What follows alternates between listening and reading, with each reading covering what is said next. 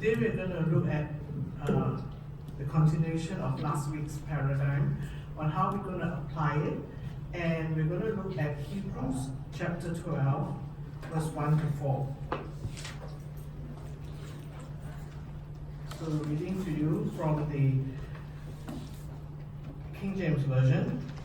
Therefore, since we are surrounded by so great a cloud of witnesses, let us lay aside every weight and the sin which so easily ensnares us, and let us run with endurance the race that is set before us, looking unto Jesus, the author and finisher of our faith, who for the joy that was set before him endured the cross, despising the shame, and has sat down at the right hand of the throne of God. For consider him who endured such hostility from sinners against himself, lest you become weary and discouraged in your soul. You have not yet resisted to bloodshed, striving against sin. All right? Let's just get the slides. So last week we ended here, right? Okay, that we need to flip the paradigm, and the paradigm is because of Christ, our consequence is we are God's child, and we have eternal life with Christ promised that starts now, and we're waiting for his second coming, and we are waiting for a new heaven and a new earth. And with that, actually, it decides our life choices. That our choices, like today, if we want to purchase something or if we want to go somewhere, we base it on the fact that we are God's child and that this is part of eternal life. So, Amen. Is that needed for the eternal life? No? Okay, no need. The choices is so much easier when you flip the paradigm and not do choices, consequences, and Christ that way. Alright? So this is a new paradigm, and let's look at it now. Alright? Hebrews 12, 1, 4, which I just read just now. Okay, let's just... Okay. The word consider, right? Have you ever looked at the word consider? It says, actually verse 3 starts with, consider him who endured from sinners such hostility. Let's look at consider, okay? It actually starts from the root word is katanio, literally means to direct one's mind to an object, to immerse oneself in it, and hence to apprehend it, to compass it. Alright? Phillips' translation says, instead of consider, it said, think constantly. Another word, a Latin word consider, actually starts from the root word star. And it gives the idea that it's like you are looking at stars. When you're looking at stars, you sit back and you take time and you look at the stars, correct? So consider means to think about something by taking time to observe it carefully. In other words, you cannot rush consider. Can you consider in 1 minute or 10 seconds? Cannot. The word consider means you have to take time and effort to know. And what does it say? Consider him. Christ, right? Consider Jesus. Okay, one of the most beautiful spots on earth is a national park called Yosemite. Don't know whether you heard about it, in California. Alright? And if you want to consider nature and beauty, this is the one place you go. And many people visit them every year, about 4 million visitors to the park. And they spend an average of 2 days in the park. Alright? Because it's so big and beautiful, you literally cannot finish it. Alright, that's the famous Yosemite, alright? In less than 2 days, that's the average stay. So there was this old park ranger in Yosemite who was still working even though he was 80 years old. And he literally spent his life exploring Yosemite, and he knows every bit of it. Alright? And one day, a young lady very rushingly came up to him and said, "Sir, if you had only 1 hour to see Yosemite, what would what's your advice?" The man paused and then he said, "Only 1 hour to see Yosemite?" When people take 2 days, right? He says, ma'am, if I only had 1 hour to see your Timothy, I would go over to that log, sit down, and cry. Because there's no way you can see your Timothy in 1 hour. And if you've ever been there, it takes a long way to get there. And it's crazy, right? You take like 8 hours to drive there from the nearest, like San Francisco or wherever. And you say you want to see it in 1 hour? That's what a lot of Christians do. They rush through their devotion, if they have one. They rush through their prayer, and they don't consider Jesus. It says here, consider him who is considered Jesus. How much time did you spend this week considering the beauty of Jesus Christ?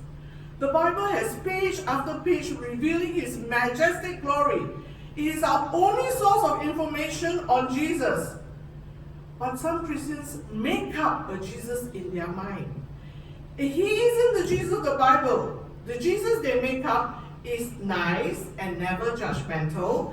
When they sin, which is often, Jesus will just hug them and say, it's all right, everyone makes mistakes. The Jesus they love is the one that will love them as they are and leave them where they are.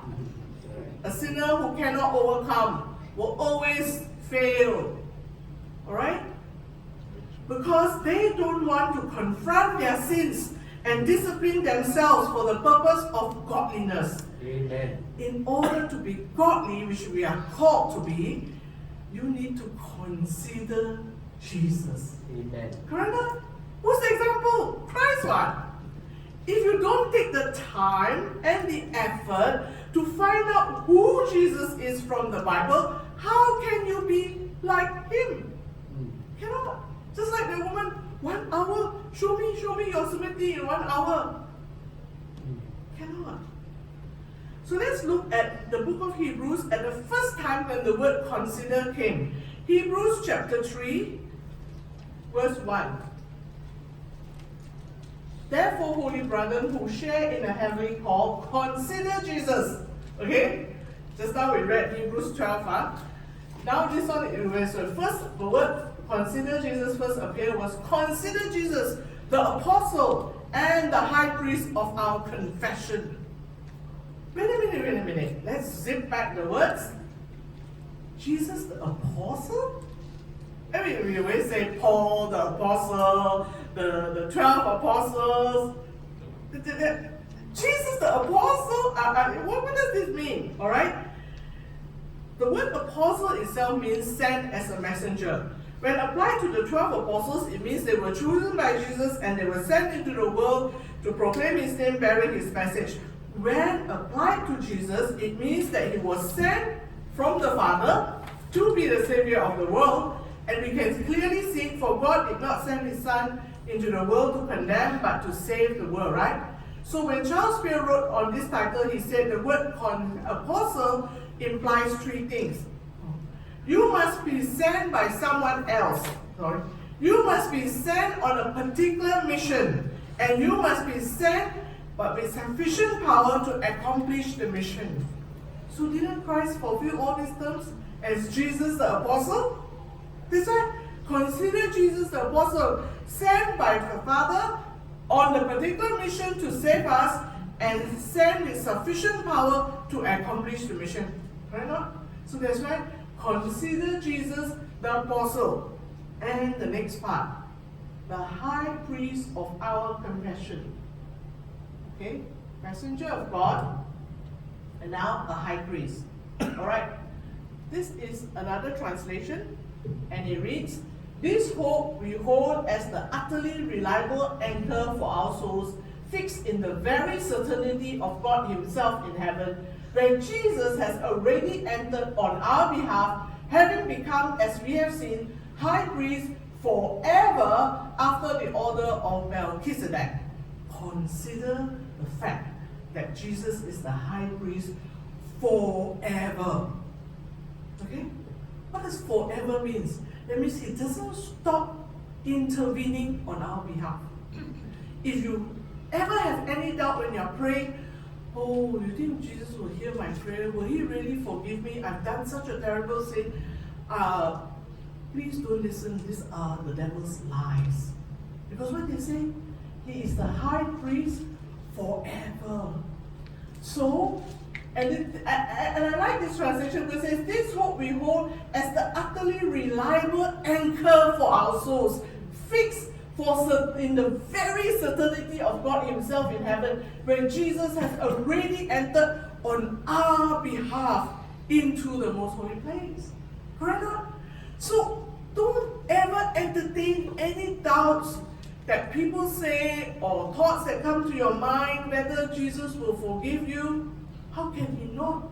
Because he is forever our high priest. Consider Jesus the apostle and our high priest. Right?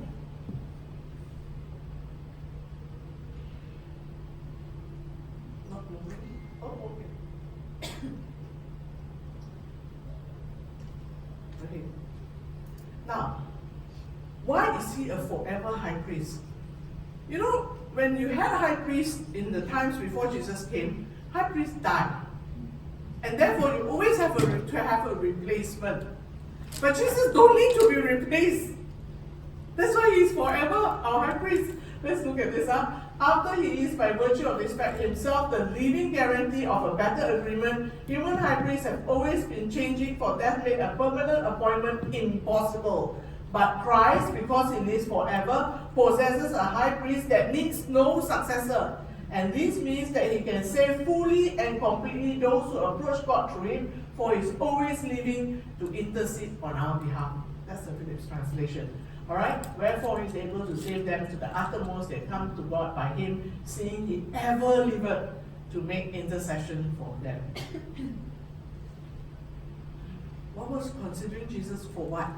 Consider him who endured such hostility from sinners against himself, lest you become weary and discouraged in your soul. You have not yet resisted to bloodshed, striving against sin.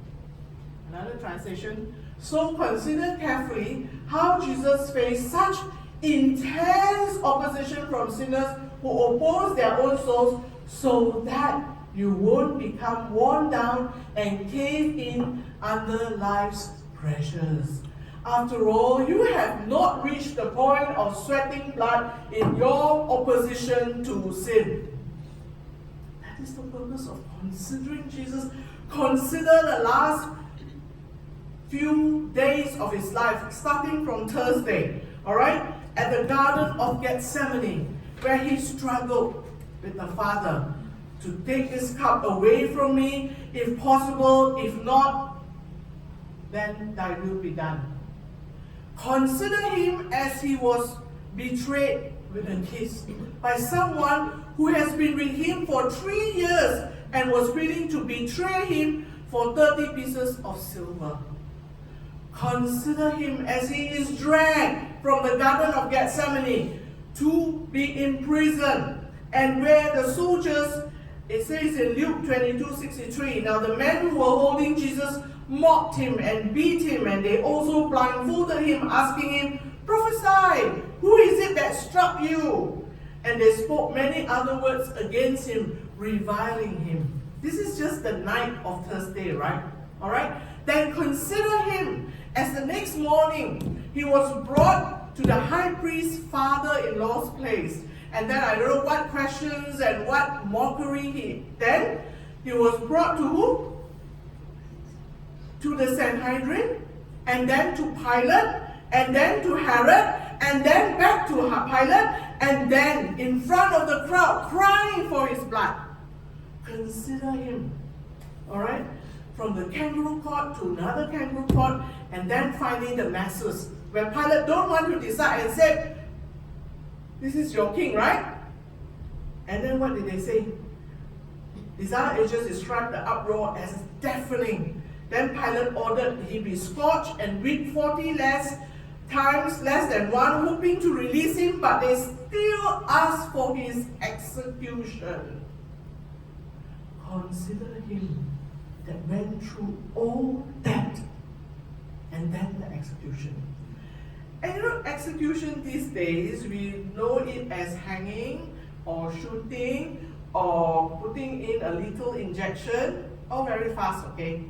But crucifixion is not that fast.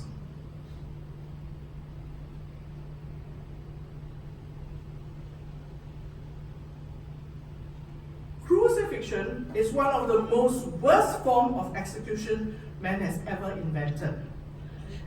It was the most agonizing and disgraceful form of execution because you are close to minimal and hang onto a cross. Now, have you tried to hang yourself onto a bar? You know those monkey bars? You know, the older you get, the more you cannot get up. Right? Because you have weak muscles, right? When you're young, you swing here, swing there on the monkey bar, right? Now, consider this way, and you're hanging on the cross with nothing to support. What does it mean? It means that the nails have to go deep inside, and it cannot support with just the flesh because the flesh will tear. So where do they nail? Consider the fact that they nail it into the bone. And consider the fact that the person doesn't die immediately. Not hanging, not shooting, not lethal injection. He hangs there, can be up to 2 days. In fact, because the Sabbath was coming, what did the soldier do? He took the sword to make sure that he died, right? And in fact, one of the ways that the soldiers, when they hang the person by crucifixion, they cannot leave until the person dies. So the longer he hangs there, the more they have to guard there. So of course they die earlier better lah. So one of the ways they use to make the person die faster is before they reach the place, is to hit them and hit them and hit them, and that is what happened to Jesus, right? If you saw, there was a movie many years ago, if you saw that, you will see it enact out. Consider that. And once someone asked me, why is it that is through the feet, right? To make sure you hang, right? Why is it that Christianity is so bloody? And the person that they call as the leader dies such a terrible and horrible death, and then you all call him God. I mean, what's that? And so one time, after that question, I tried to consider, why? Why? If death was all that is necessary for the salvation of our souls, why the cross? Why such hostility? Why such terrible things to happen to Christ? And the answer in Hebrews, consider him who endured from such hostility so that you, me, will not grow weary. In other words, when you are facing the most difficult, every time when you face it, it's always the most difficult thing in your life, right? Yeah, oh, it's the worst thing that happened to me, or the worst week, or the worst whatever. Consider him. You have not come to the point of shedding blood. Have you? Have you, to all the things that you're struggling with against it, have you actually sweated blood as it did in Gethsemane? Otherwise, just sweating blood. Gethsemane was just the beginning. The cross, and then the carrying the cross until he collapsed and all that. Consider him. He did it so that you and I have no excuse to say what we encountered was so bad, Jesus, you don't understand. Can you say that? Can you honestly say that to Christ, that Jesus, you cannot understand my situation? Please don't lie. Please don't lie. You are lying if you say that, because Jesus understands. Because consider him. Consider. That's why Ellen White actually wrote that we should spend time considering Jesus' life in the last 48 hours. And so few of us do it. Maybe because when the sermon is preached once a year around Easter time, people will remember the cross. But the cross should be part and parcel of your life every day, as you are praying, as you are whatever you are doing. that you should keep the cross ahead of, not bear the cross, but keep the cross in your mind and consider him that endured such hostility from sinners so that you will not grow weary. Amen. Betrayal, mockery, injustice, beatings, crucifixion. He did it all for you and for me. Amen.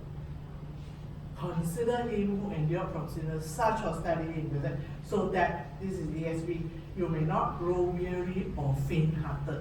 Sometimes we grow weary and faint-hearted. You feel like, can't take it anymore. Please consider him. Okay?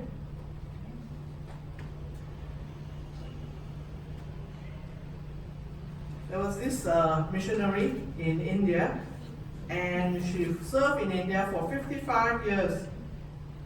And her name is Amy Carmichael. And she said, when I consider the cross of Christ, how can anything I do be called sacrifice? How can anything you do be called sacrifice? There was a movie, I think, or a book that says Selfless Servant of India. For 55 years, she served, and she didn't have a fellow. She just kept serving. And she says, when you consider the cross, how can anything I do be called sacrifice? What more, right? Okay, let's go back to the verses. All right, consider him. I'm actually not following the order because there is a way. Looking to Jesus, the founder and perfecter of our faith, who for the joy that was set before him endured the cross, despising the shame, and is seated at the right hand of the throne of God. So the paradigm is telling us that we have to consider him, and we have to consider him as the founder and perfecter of our faith. Let's look at another version.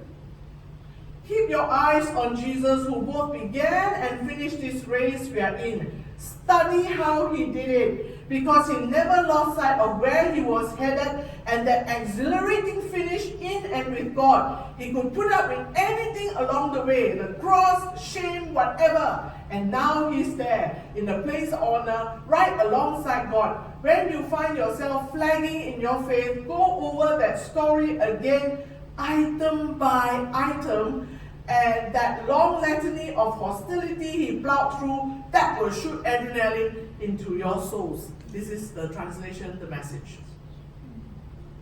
Yes, we don't do this enough. We don't consider. We don't consider the Bible long enough. We don't consider Jesus of the Bible long enough. And we must consider the last part of his life long enough. Because that is that you must keep our eyes on Jesus. That is the secret of the paradigm, who both began and finished this race we are in. Alright? Again, another translation. For he himself endured the cross and thought nothing of his shame. You think about it? He endured the cross and thought nothing of the shame. Can you think nothing of the shame and the problems that will come to you just because you make a stand for him? Okay? Because of the joy that he knew would follow his suffering. What was the joy? The joy of seeing you and me here, saved. The joy of seeing through the ages everyone who can be saved. Everyone, right? Salvation is for everyone.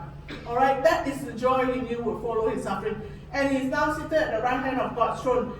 Think constantly of him, enduring all that sinful man could say against him, and you will not lose your purpose or your courage.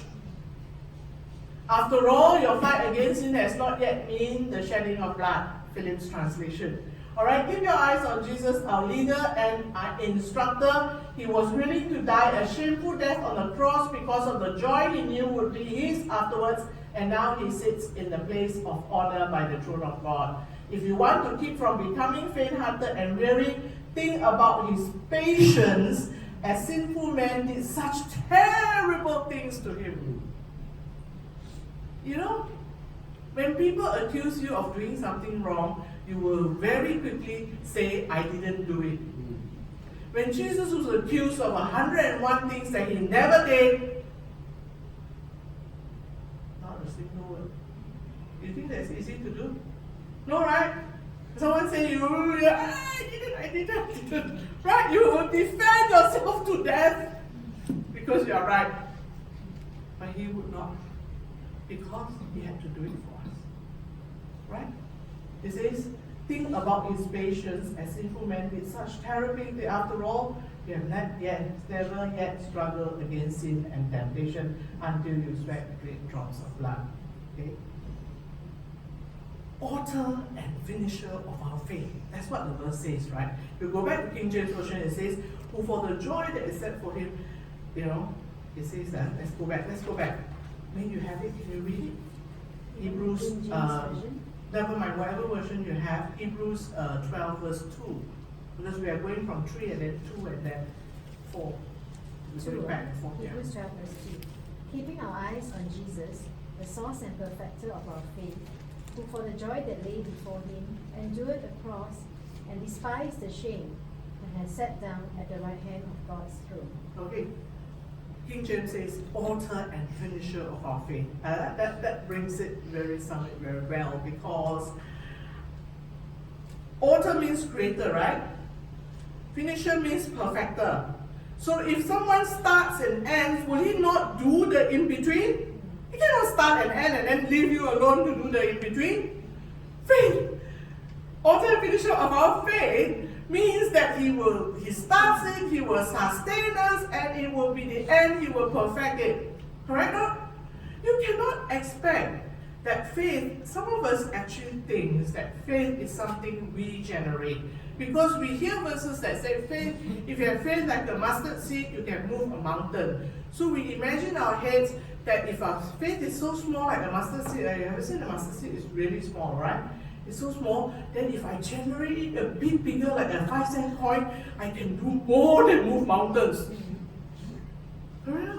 Some of us think that way because of the reading of that verse, we get a picture that faith can be grown. Here we can, I have more faith, and it will come. Well, if Jesus is the author and finisher of our faith, he will also be the sustainer of our faith. That's why we need to consider him. Amen. Because the faith cannot be generated by ourselves. The faith comes from the relationship with him daily, and you need to understand him, understand his will, find out why he's doing things the way he does. Then only we can follow him as an example. Consider and look unto Jesus, the author and finisher of our faith. Alright? Let's go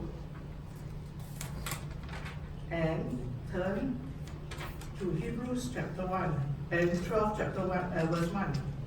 I was going backwards. Can we just read that? Verse 1.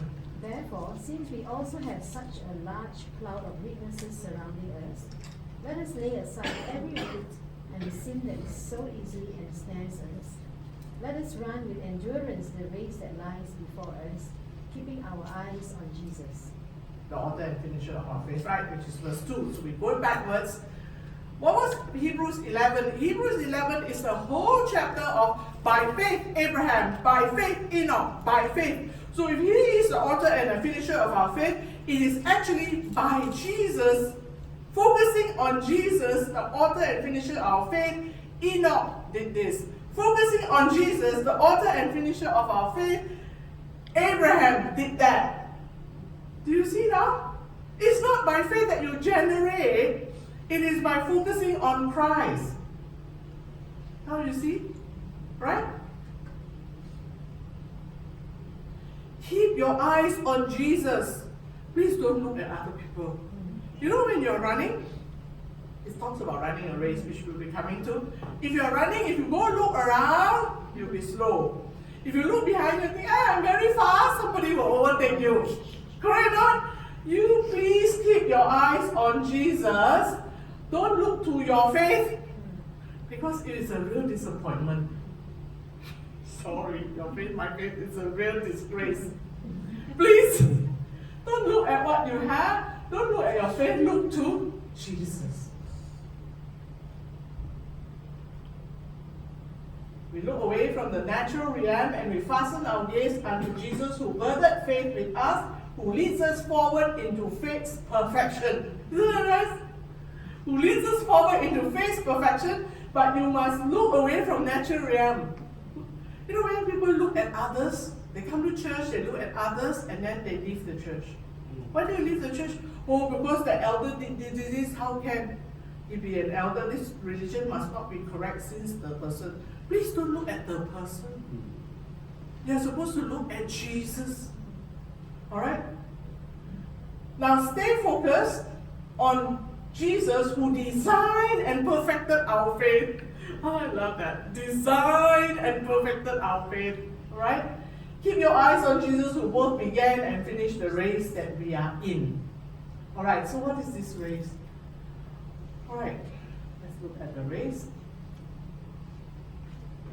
Is it a short race? No. Unfortunately, it's a long race. Because it says, let us run with endurance. Long race, right? The race that is set before us. Do you know that each one of us have a different race to run? Who set before us? God set for you a race that is your race. Not my race, that is your race. And you're supposed to run. Not walk, huh? Sorry, the Bible didn't say walk.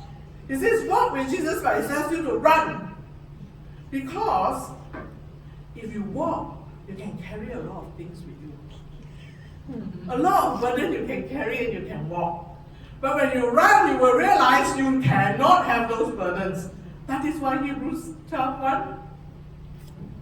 Can you read it again, May? The whole verse? Yeah, the whole verse. Therefore, since we also have such a large cloud of witnesses surrounding us, let us lay aside every weight and the sin that so easily ensnares us. Yeah.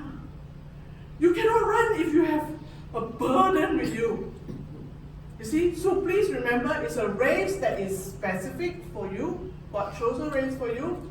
And that said before us, let us run with patience the particular race that God has set before us. This is Living Bible Translation. And let us run with endurance the long race set before us. I'll tell you another story. Every year, Australia hosts an 875-kilometer endurance race from Sydney to Melbourne. It is considered an ultra marathon because it's 875 kilometers. And this race takes 5 days to complete and normally only attempted by world-class athletes. And less than 30 years old and backed by large companies like Nike and all that, sponsoring shoes and everything.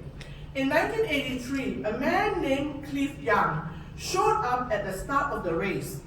Cliff was 61 years old. He wore overalls and work boots, not Nike, alright? And to everyone's shock, Cliff wasn't a spectator. He picked up a race number and he wanted to join the runners. The press and everybody began to start questioning Cliff. You're crazy. There's no way you can run with work boots and overalls. Very heavy, right, overalls? Right? You know, the others all very like minimal clothing and Nike shoes, you know, and Nike and all that. And he said, and this is what he said, yes, I can. You see, I grew up on a farm which is 2,000 acres big. And we have 2,000 sheep. And whenever the weather changed, like suddenly a storm will come and all that, you know what I have to do? I have to run to gather those 2,000 sheep over 2,000 acres of land. So of course I can finish the race. And this is how I would run in my overall and my boots, so I will do it. And they said, you're wrong, 61 years old, right? 5 days of running from Melbourne to Sydney, and you know that's really far, right? And he's wearing the wrong clothes, he's the wrong age, and he thinks he can do it. Never mind, let him be, right? So everybody shook their head and let him be, and so pretty soon when the race started, everybody dashed across him, past him. And then they noticed that Cliff Young was not running, he was shuffling. Okay, like that. He's doing like that. They call it his shuffling. And they said, what's wrong with this guy? So he was very behind already, right?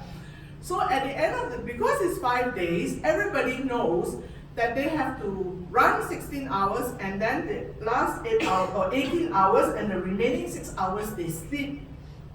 But Chris Young doesn't know that. He didn't know you have to stop. He didn't stop. So when they were sleeping for 6 hours, he ran all shuffling and so he cut a lot of people already. Because when he was going to take 2,000 sheep from 2,000 acres, you don't take the sheep and then say, oh, late already, I sleep now, then I take the sheep again. The sheep will run all over again. So he kept on gathering the sheep, so he kept on running, he kept on shuffling. Eventually, what happened was that, surprisingly, he won the race. Because they kept sleeping, right? So he kept on shuffling, and he won the race. And the race had a price of 10,000 Australian dollar. And he didn't know it also. Okay? And he said, for $10,000 I don't know about it, I didn't enter for the money. I don't want to give to all the other races. So everybody got the money and they were very happy because of him. And from then on, it was called the Young Shuffle. Alright? Because, and people who ran this ultra marathon knew that they cannot do like that. You know, when there's more energy when you run like that, compared to when you shuffle. That's how he maintained his energy and didn't sleep. That's how he won the race. It was the Young Shuffle. And from now then onwards, people who did the ultra marathon knew they had to do the shuffle. Okay? The next year, he entered the race again. And this time, he was 7th place. And during the race, he had a displaced hip. And he still finished the race. Alright? Then in 1997, when he was age 76, this is like 15 years later, right? He then attempted to raise money for homeless children by running around Australia's border. Hello, that is a very big border, a very big island. It's called a continent, by the way. Alright? And he completed, out of the 16,000 kilometers, he completed 6,520, and he stopped halfway, not because he couldn't complete, but because his assistant was sick. Alright? So the Christian life is not a 100-yard dash. It is a marathon, or even an ultra marathon. And the name Marathon comes from the decisive battle of Marathon, where the Greeks fought the Persians, and the Persians conquered. So if the Persians had conquered, the glory that was Greece would never have been known, but Greece won. And so they put a runner and asked him to run and tell the people that he had won. He ran 26 miles and then said they had won and then collapsed and died, right? That's how the marathon started, correct? But this is more than 26 miles, but that is what is called to us. Looking unto Jesus, the author, and let us run with endurance the race that is set before us. Run, please. No walking. And then, by the way, you cannot choose not to run, okay? You cannot say, oh, already I know it, I cannot run. Can you say that? No! It says you, run! Yeah, shuffle or whatever, but run. Don't you dare walk. Or then say, never mind, I just be spectator. Hi, good luck, all of you. Wish you the best, but I'm not running. No, cannot. Amen. Cannot. Alright? Let us run with endurance the race that's set before us, fixing our eyes on Jesus, the author and finisher of our faith. When you run alone, it's called race. When God runs with you, it's called grace. Okay? Alright? Amen. Let's do the lay aside, right? Let us lay aside every weight and sin. Weight. There's a distinction in the book of Hebrews between weight and sin. Weight is different from sin because when the athlete, back in those days when this letter was written, the athletes trained by losing weight. You want to run a marathon? Have you seen a marathon runner? No! You can't be a marathon runner if you want. You have to train and lose the weight because then less weight, correct? They train by dieting, by going through all the things and lose as much weight as possible. And on the day of the race, they take out as much clothes as possible. Some of them just wear one, right? Why? Because the weight will cause them cannot finish the race. So it's the same. The weight of our lives can cause us can't even start the race. Look this Christian race. This guy trying to even start. He's got all those the TV, the house, all those installments and all those things that is dragging him down. He can't even reach the starting line. He's carrying it, no? You can carry it if you walk, but you can't if you run. So, therefore, seeing we are also encompassed by so great a cloud of witness, let us run the race, right? So let's look at it. Let us strip off everything that hinders us. Is there something in your life that's hindering you from doing what God is calling you to do? We need to strip it off. I'm sorry. Because it's nothing compared to what He had done for you, right? Amen. So what is there to strip it off? It's nothing. So consider that and strip it off. Because it is a weight that will stop you from running the race. And then it goes on to say, and sin, which dogs our feet. You know, when something dogs your feet, you will trip and fall. Huh? And another translation say, I like this one. Do you see what this means? All these pioneers who blazed the way, all these veterans cheering us on. It means we better get on with it, strip down and start running and never quit. No extra spiritual fat, Amen. no parasitic sins. Keep your eyes on Jesus who both began and finished this race we are in. Amen. And sin that dogs our way, or another translation says, entangles. Right? That's it. Sin which clings so closely. Alright? You know, some people they want to run, they want to train more, they put ankle weights on their leg. Sin is like an ankle weight. It will slow you down. And not only will it slow you down, it will influence the people whom you influence. Think about it, alright? Amen. Satan doesn't just want to hit you and hurt you, he wants to entangle you. Because a hit is mere distraction, when entanglement takes us right to the fight. To be entangled is to be perplexed and snared and trapped, involved, intertwined, implicated, held captive. That's what sin does. You will be perplexed and snared and trapped, involved, implicated, and held captive. That's what Satan wants. Alright? He can be entangled physically, mentally, morally, and spiritually. Another word for entanglement is paralysis of distraction. You'll be distracted from your goal of heaven. You'll be distracted from what God calls you to do. That's what sin does. It entangles us. Okay?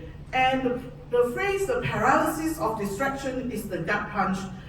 And it's not just going the wrong direction.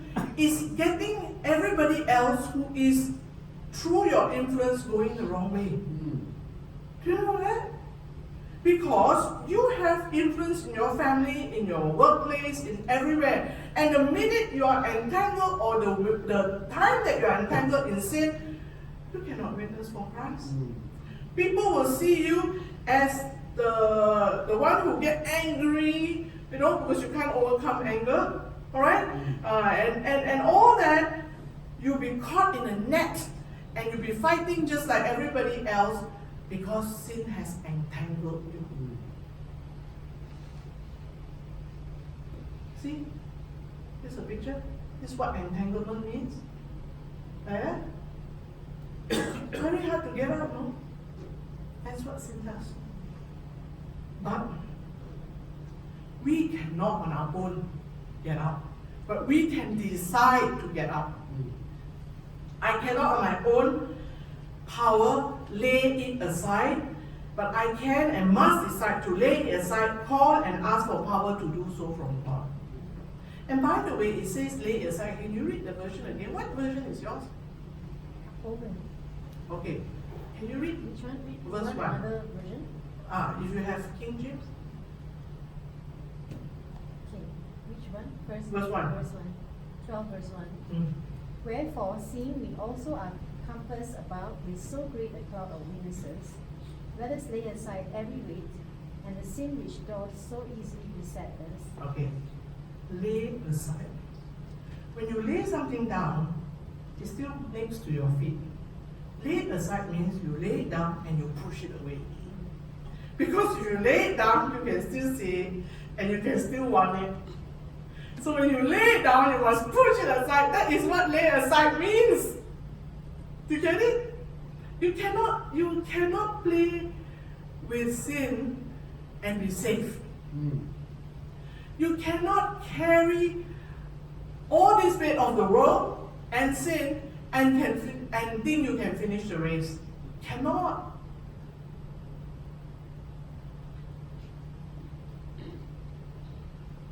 So for us, we have all these great witnesses who encircle us like clouds. So we must let go of every wound that has pierced us and the sin we so easily fall into. Then we were able to run life's marathon race with passion and determination for the path that has already been marked out before us. Please, don't run like that. Life is so miserable as a Christian, and don't be lah. Don't be lah, sorry lah, don't be. Don't be. Because if you cannot find eternal joy in Christ, you're doing it on your own. Is it here?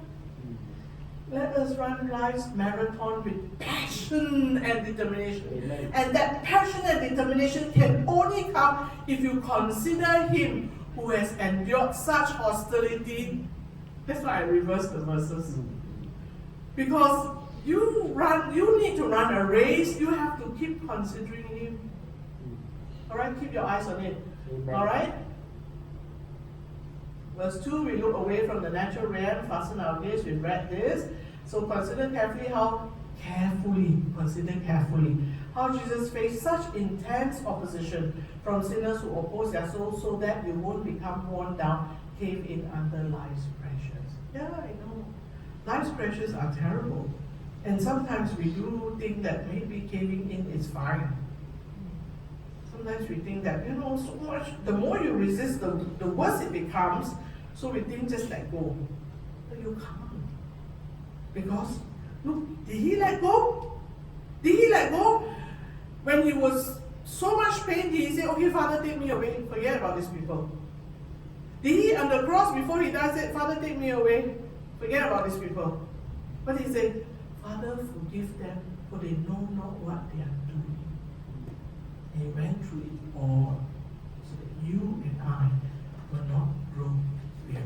Amen. How does it? Where's the sound?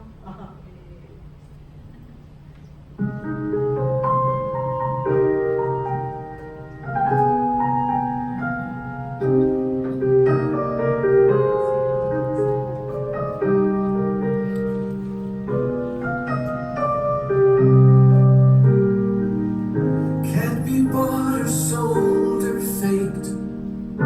That kind of love, it always gives itself away. That kind of love is wiser than the wisest sage. Its innocence makes me ashamed till I'm not sure that I can claim that kind of love. Pride and hatred cannot stand that kind of love, and greater love hath no man. And that kind of love, it won't be kept unto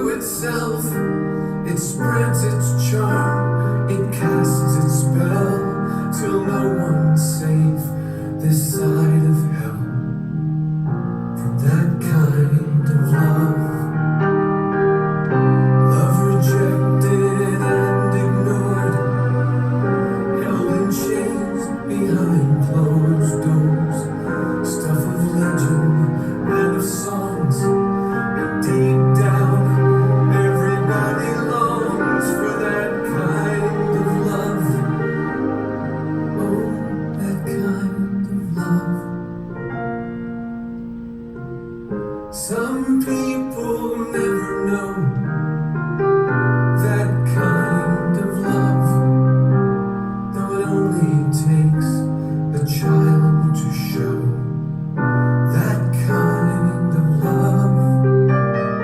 Widows smile and strong men weep, and little ones play at its feet. The deaf can hear and the blind can see. That kind of love. Love triumphant, love on fire. Love that humbles and inspires. Love that does not hesitate. With no conditions, no restraints. That kind of love. Oh, that kind of love. So how could anyone deny that kind of love, knowing every heart is measured by that kind of love? Even stars fall from the sky, and everything will fall in time, except those things that cannot die. That kind of love. Oh, may we be remembered by that kind of love.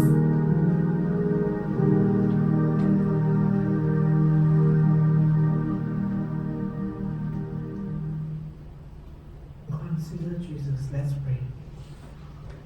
Our Father in heaven, we thank you for your love. You sent your Son and did all this and set this race for us to run. Lord, teach us to keep our eyes on you.